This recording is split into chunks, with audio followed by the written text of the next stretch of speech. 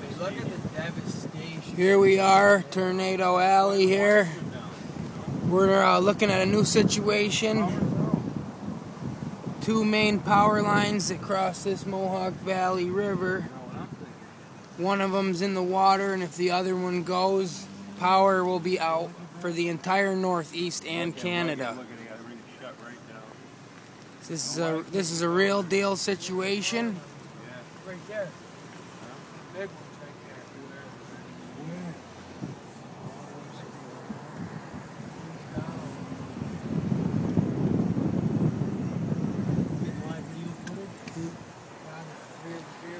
there. Well, there's the power tower back up behind them trees.